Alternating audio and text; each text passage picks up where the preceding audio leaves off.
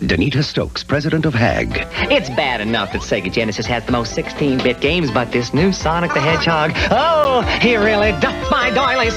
They say he's incredibly fast. Well, what's the hurry, mister? And about his attitude. Smarty pants. Why can't it be more like that nice boy Mario? Oh! Little brat!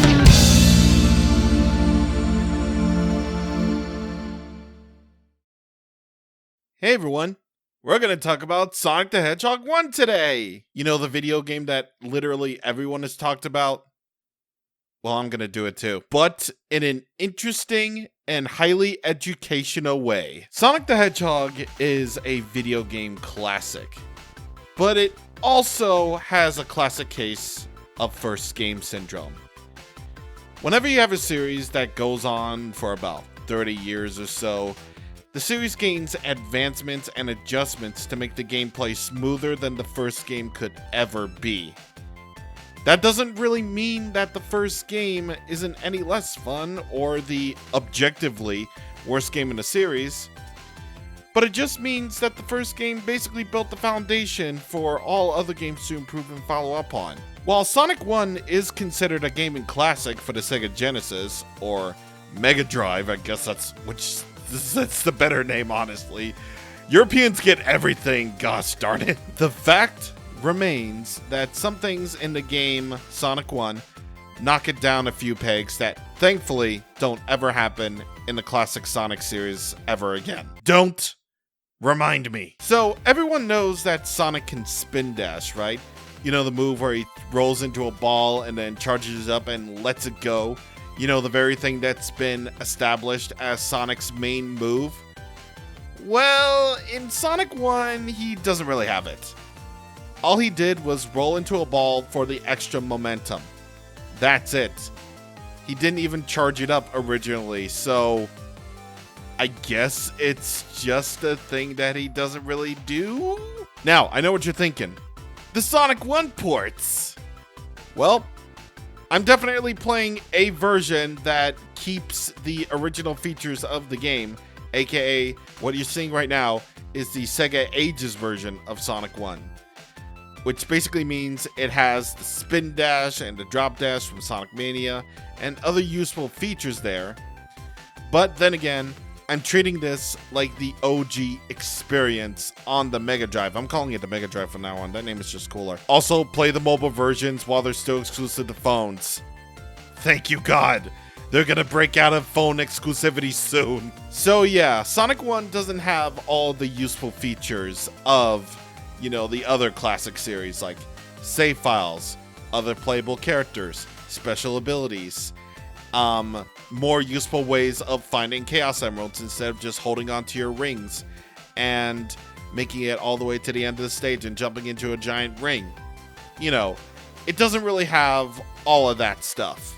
So while the more recent versions of Sonic 1 have, you know, the playable characters, widescreen support, save files, 7 emeralds instead of 6, allowing super forms, and much smoother running special stages, I'm treating like those didn't exist in 1991, so we're gonna treat this like the original experience, which is why the Sega Ages version is pretty much the closest thing ever to the original version that you can play nowadays, if it's not on Steam or in Sonic Generations or basically in the actual original cart. You're welcome. When it really boils down to it, the design philosophy of Sonic 1 appears to be give us a fast level, then a slow level, and then repeat the pattern. Sonic the Hedgehog, at its core, is a platformer series. But what sets it apart from others is that you go fast. Sometimes you can go so fast, you can outrun the screen. Sonic 1 gives us that in some supply. And by some supply, I mean in sequences where it really needs to.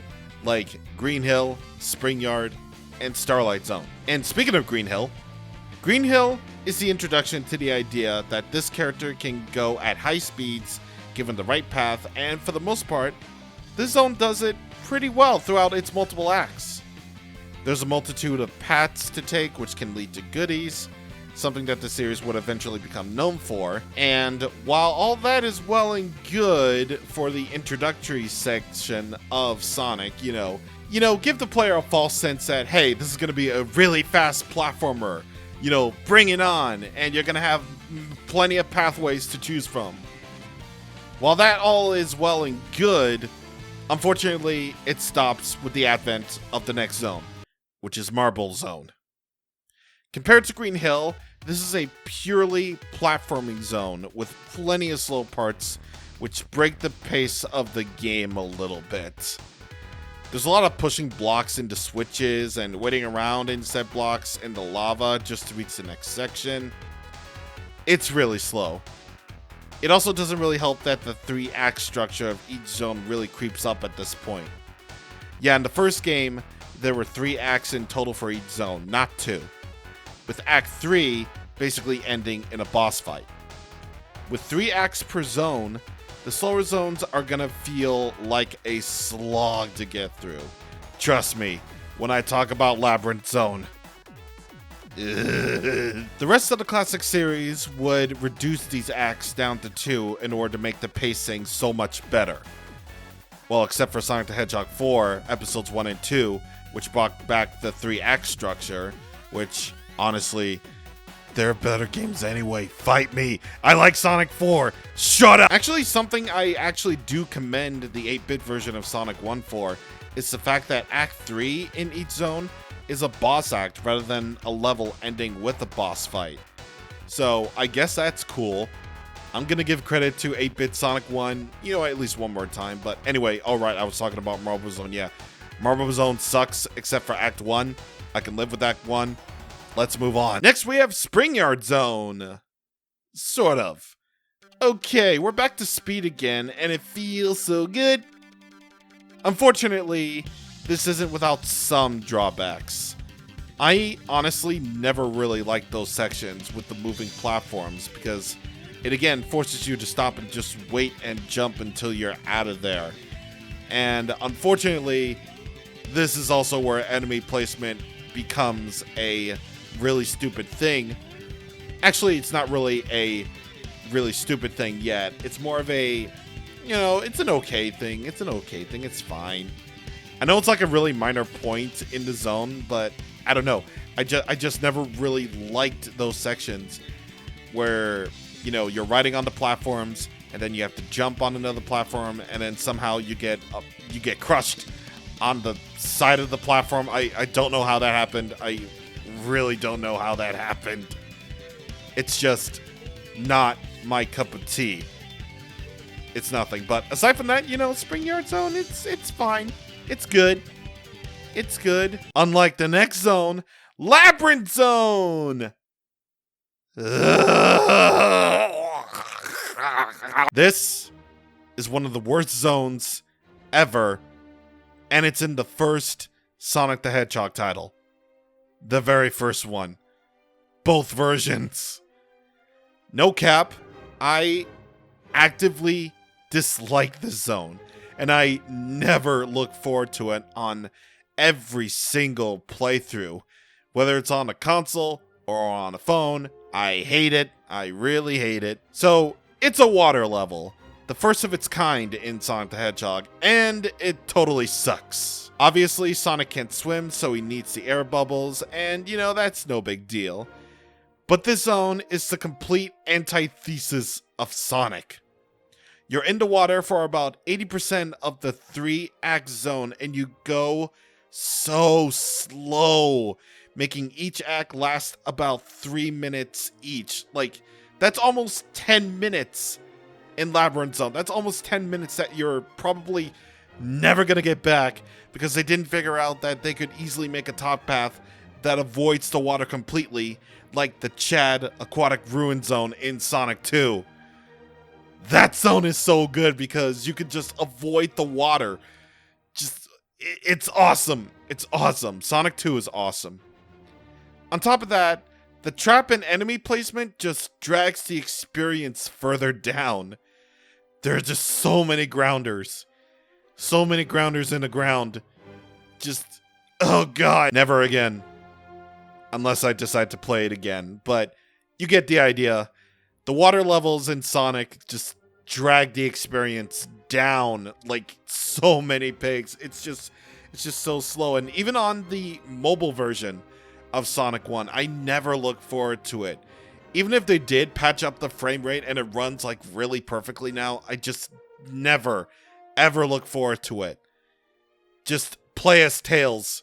He can swim, thus making some sections just kind of pointless, but I don't care. Go ahead and cheat in the zone all you want. I don't care. Because Labyrinth Zone, it sucks. It sucks dick. Starlight Zone, yay! We're back to speed and multiple paths. Woo!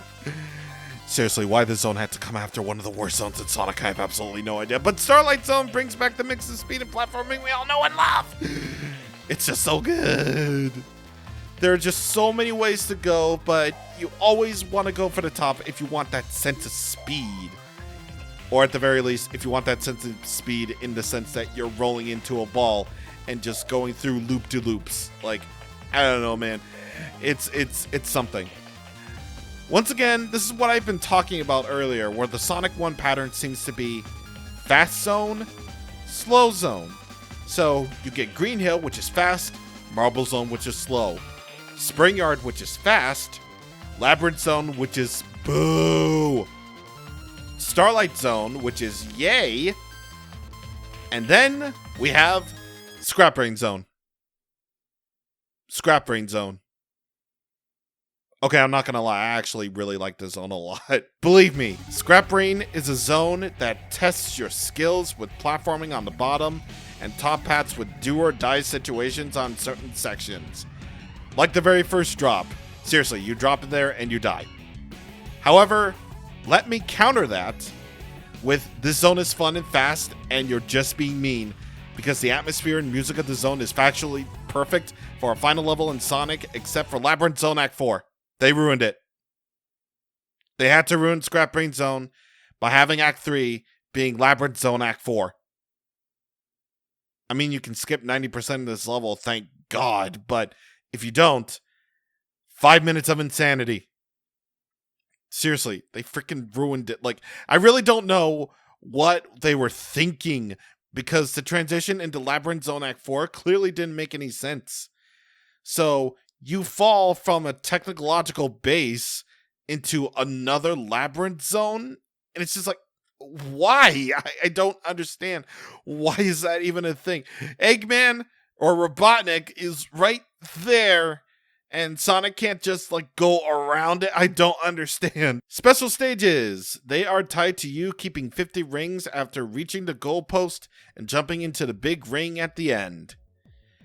I guess they didn't really think that at most, the earliest you can possibly get all 6 Chaos Emeralds is Spring Yard Act 2, because Act 3 doesn't allow special stages. Yeah, Act 3's, there are bosses at the end, not giant rings. Also, the special stages are all mazes where you have to navigate and jump with all the gravity and stuff, and I do not like it at all as they get harder and harder. I'm honestly never able to get all of the special stages in the original version of Sonic 1 because I just stink at the game. And also the enemy placement in Labyrinth Zone is terrible, and I never ever want to think about it ever again. I just think at Sonic games, okay. The Hat Pipes and Blue Spheres were better.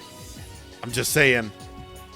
And also, once again, I give credit to the 8-bit Sonic 1, where the emeralds are just found in hidden locations in one level of each zone, rather than going through the special stages. Because special stages in that game are just basically bonus levels, where you have the opportunity to get continues. And honestly, that's more preferable to me. It really is, because like every single playthrough in 8-bit Sonic 1 that I've ever had, I always find the Chaos Emeralds without too much trouble. Like for real, like there was no worrying about how many rings I'm going to keep for the goalpost in order to get to the giant ring at the end. There's none of that. I just simply have to look up the locations, find them in the game, and then grab them. That's it. Honestly, that should have been in the 16-bit versions, but they didn't. So that's how it is, and that's how it always will be until the end of time. So, taking into account all of this information, what have we learned? Aside from the boss fights, which, they're simple. And I honestly have to give credit to the Labyrinth Zone boss because at least it's unique. We learned that 4.5 out of 6 zones in Sonic the Hedgehog 1 are actually good all the way through. Only Marble Madness Zone and David Bowie's Labyrinth Zone are not good levels at all. But I'd rather play 10 marble-free games zones than Labyrinth Wall Zone. So that means only 75% of Sonic 1 is actually fun to me. Without all of those quality of life features like save files, the spin and drop dash, being able to play as Tails and Knuckles, and so on and so forth, the features that were ported over from Sonic 3 and Knuckles from the versions of Sonic 1 and 2 from 2013 and beyond, the original version of Sonic the Hedgehog 1 is just kind of there now. Like, don't get us wrong, it's a big part of video game history, and it basically put Sega on the map saying, hey, Genesis does what Nintendo don't, and Mario, the platforming king, finally found himself a rival. And of course, it made Sega a lot of money, so the series would continue. But nowadays, when compared to the obviously improved entries, most of the time, Sonic 1 is a straight-up C-grade game. Easy to get through, but you have to experience the glorious slog that is Sonic Labyrinth Zone. So, yep. Aside from Marble Zone and Labyrinth Zone, Sonic 1, it's fun. I obviously have a lot of memories with Sonic 1, so they could be also just nostalgia talking. But if we're going to look at this game objectively and critically, only Marble Zone and Labyrinth Zone are the two stains on Sonic 1. So that makes Sonic the Hedgehog a solid C. A middle-of-the-road game, but it's the first game. And as far as first games go, it's not too bad. It is not too bad at all. Sonic 2, on the other hand, is a badass sequel, and I can't wait to talk about it. Seriously, though, if you really did enjoy this video essay, which might be discombobulated, I don't know, tell me if you want more of this, because I kind of want to do these video essays a lot more. I just really want to talk about Sonic 2 because I've been playing that so much, rediscovering how great of a sequel it is, and I really want to share my thoughts on it. So anyway, bye!